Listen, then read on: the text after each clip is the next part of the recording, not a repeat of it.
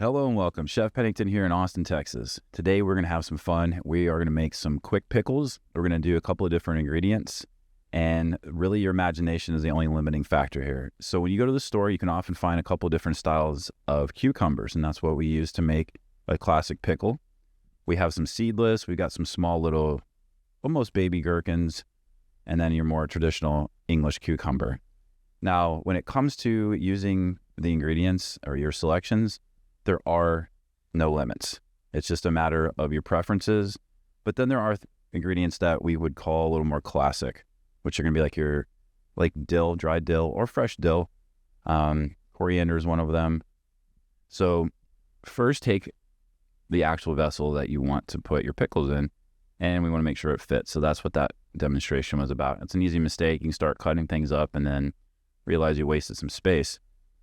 So if you don't like the inside there, you can take a spoon and remove it, but it wouldn't really be a classic pickle, or it wouldn't look the same. But it depends on your purposes and what you want pickles for. So pickles are a great opportunity to add a little bit of acidity to whatever dish you're making, or even to cleanse the palate between the first and second courses. And what you can add to your pickles, that's really up to you. I'd love to hear what you like to add to pickles, like far as maybe a plated dish. So you can cut these pickles any way you like, but this is a little bit more of a classic. We just cut it in half, and then we come in and create triangles, essentially. So we're going to repeat the process, make sure that these little guys are going to fit. We can see that they're pretty good. They almost fit. But that's just a really good thing. It's really, like I said, to start cutting away and be like, oops, I wasted space. You want your pickles to be as large as possible. Because it keeps closer to a traditional. And that's what you want when people are eating. You like familiarity, things that feel like they are what they're supposed to be.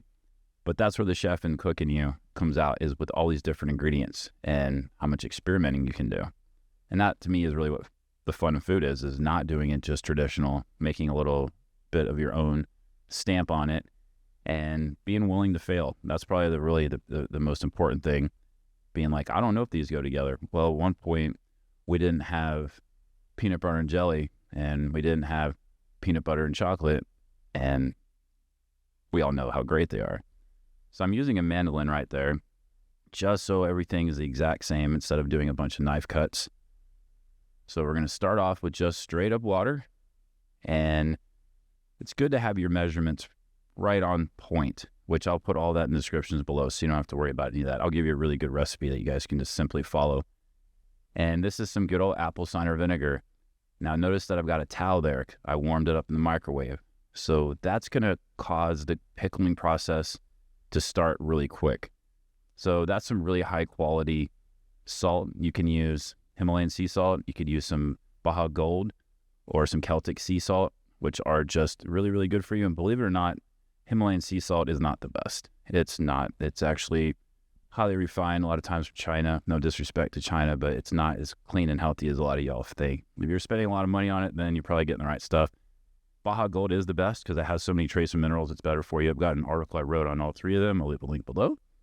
So there's some fun little Thai chilies that have been dried. I did go for some spicy ones that you would go, wow, that is like a little bit spicy, which can be a really great addition to like a stir fry, things like that. And to all of these different ingredients and suggestions like that will be below. This is some star anise seed instead of just star anise, which is obviously looks like a nice little star. This is some juniper berries, often found in like a pickling solution for, think like corned beef, things like that. It adds a little bit of a floral note, which is really quite welcoming. There's some coriander, and then back to your experimenting. If you have ingredients that are just really cool that most of us have never thought about adding to a pickle, I'd love for you to tell us below. That would be really great in the comments. So there's a bunch of things you can do. Once you put your lids on, you can take water in a pot and submerge, like get it to a point where it's kind of lightly bubbling but not too hot. And you can put the pickles in there and let it go for just a little bit, and you'll hear a little pop, and that'll seal it. And then you guys have got water pickles. I hope you all enjoy.